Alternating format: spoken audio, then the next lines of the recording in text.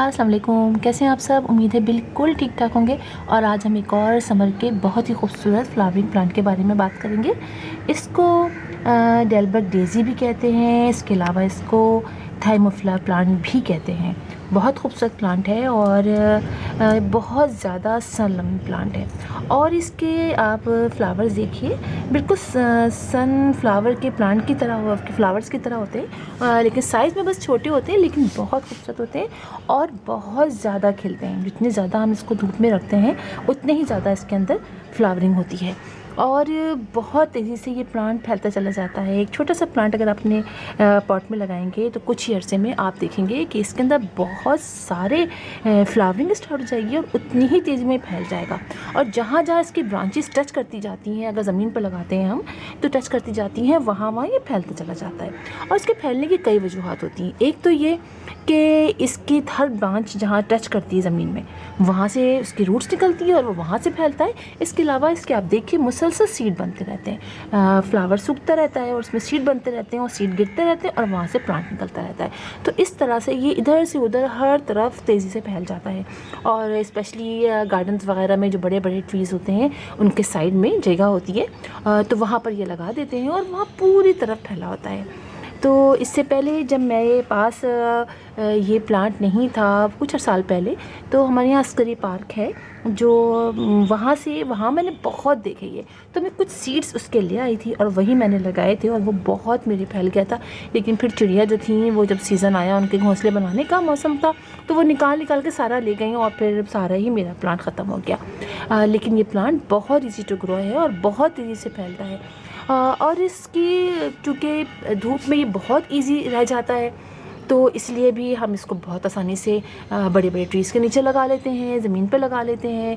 और इसके अलावा ये कि इसको पानी ज़्यादा पसंद नहीं होता है, यानी ये कि दो पानी के दरमियान में हम टाइम इसको थोड़ा सा खुश्क होने देंगे। और अगर एक दिन पानी आप ना भी डालें तो कोई प्रॉब्लम नहीं होती है इस प्लांट को। तो वो जैसे ही पानी आप डालेंगे तो दोबारा से ये प्लांट, जैसे एक दिन पानी नहीं डाला तब भी ग्रीन ही रहेगा। ये नहीं होगा कि ये मुरझा जाएगा, लेकिन ये कि जैसे पानी आप डालेंगे तो दोबारा से इसके अंदर वैसे ही लश ग्रीन सा हो जाएगा। बहुत खूबसूरत है। अच्छा, इसके जो लीव्स हैं, जो छोटे छोटे से हैं, इसको अगर आप रब करके आप स्मेल करें तो बहुत अच्छी खुशबू आती है। आप ज़रूर टच कीजिएगा, कभी आप कहीं देखें हो या आप लगाएं, आप देखें इसको ज़रा सा आप ऐसे रब करके आप सूंघें तो बहुत अच्छी, कभी लगता है ऐसे गाजर की, कभी लगता है सौंफ की, यानी इस तरह की जैसे बहुत अच्छी सी खुशबू होती है ना, जैसे इसके अलावा सरसों मिक्स खुशबू है, बहुत अच्छी खुशबू है इसकी। और ये कि बहुत इजी से आप इसकी कटिंग लगा सकते हैं। इसके अलावा ये देखिए, ये जो सीड्स है ना, ये जो यहाँ पर ये देखिए सीड्स गिर जाते हैं, अब देखिए खाली खाली होल रह जाते हैं। चलिए मैं कोई आपको दिखाती हूँ, ये सीड तोड़ती हूँ और आपको दिखाती हूँ। देखिए इसके अंदर देखिए, ये देखिए जिस तरह गेंदी वगैरह में होते हैं ना, पतली पतली से आगे वाइट और फिर पीछे काले काले से होते हैं, उस तरह से इसके अंदर सीड्स होते हैं। और इन्हीं सीड्स को अगर हम किसी भी अपने पॉट के अंदर डाल दें, जैसे कि ये मेरा पॉट है, चलिए मैं इसके अंदर डालती हूँ, इसके अंदर डालती हूँ। लेकिन ये डालने के बाद इस तरह से मट्टी को ऊपर नीचे कर दें, या फिर ये कि उसके अंदर आप थोड़ी सी ऊपर से चीज़ डाल दें, मट्टी डाल दें, और तो ये प्लांट बहुत तेज़ी से निकल आता है और कुछ ही दिनों में। और मेरे पास ये एक ही इस वक्त पॉट है और अब बहुत माशाल्लाह इसमें सीड्स बन चुके हैं। तो अब जल्दी मैं इसको सीड्स से ग्रो कर लूँगी, तो फिर मैं आपको ज़रूर दिखाऊंगी कि हम इसको सीड से कैसे ग्रो करेंगे। इसके अलावा ये कि दो पानी के दरमियान तो मैंने आपको बता दिया कि आपने टाइम देना है इसको, यानी ये कि अगर आपने आज पानी डाला है और फिर आप देखें कि इसमें पानी अभी मौजूद है, तो फिर आप पानी मत डालें। जब ये थोड़ा सूख जाए तो आप पानी डालें, इसलिए कि ज़्यादा पानी डालने से इसकी रूट जो होती है वो रॉट हो जाती हैं और ये ख़राब हो जाता है। तो आपको ये ज़रूर करना है, ठीक है। और ये कि हाँ, आपने ये करना है। और जब हम कह रहे हैं कि पानी इसको पानी बहुत ज़्यादा नहीं डालना है, तो यकीनन इसकी जो मिट्टी होगी हम वेल ड्रेन बनाएंगे, यानी ये कि उसमें हम दो तीन चीज़ें शामिल कर लेंगे। एक तो ये कि इसके अंदर हम डालेंगे सैंड, अपने घर की सॉइल, और गोबर की खाद। गोबर की खाद बहुत बेहतरीन है हमारे इस प्लांट के लिए। और ऑर्गेनिक फर्टिलाइज़र तो वैसे भी आप जानते हैं कि मैं हमेशा कहती हूँ आप ऑर्गेनिक फर्टिलाइज़र ही दीजिए, तो बहुत बेहतरीन रहेगा इसके अंदर। और ये कि साल में 2 से 3 दफ़ा आप इसके अंदर गोबर की खाद डाल दें। जैसे कि आप डाल दें फरवरी में डाल दें, इसके बाद आप अगस्त में डाल दें और फिर नवंबर में डाल दें। इस तरह 2-3 दफ़ा जब देखिए कि मुट्ठी भर के खाद आप उसके अंदर डाल दीजिए और वैसे हर 15 डेज से गोबर की खाद का जो लिक्विड फर्टिलाइज़र है वो आप दे दें।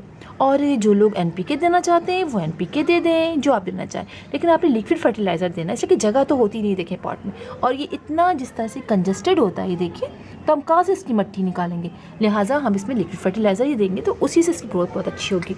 और ये कि इसको हैंगिंग बास्केट्स में आप लगाइए, बहुत प्यारा लगता है। और एक काम आप ज़रूर कीजिए कि जब आप इसकी छोटी छोटी सी ये जो सीड्स है ना, आप इसको लगा लीजिए किसी उसके अंदर और फिर अपने हर प्लांट के जो बड़े बड़े प्लांटर्स हैं तो उसके नीचे लगा लीजिए। अब मेरे पास है तो आप देखिएगा कि मैं इंशाल्लाह अपने हर प्लांटर के नीचे इसको ज़रूर लूँगा। इसकी रूट्स इसकी ज़्यादा नहीं होती है, शैलो रूटेड प्लांट है ये, लिहाजा ईज़िली आपके लग जाएगा। मुख्तलिफ जगहों पे आप लगा लीजिए तो अच्छा लगेगा, और धूप में तो स्पेशली बहुत अच्छा लगेगा। आप अपने बास्केट बना के हैंगिंग बास्केट्स में टांग दीजिए, धूप में रख दीजिए बेशक, तो वहाँ भी होगा। अब बहुत ज़्यादा फिर इसमें फ्लावरिंग होगी, तो हैंगिंग बास्केट्स में काफ़ी अच्छा लगता है ये प्लांट।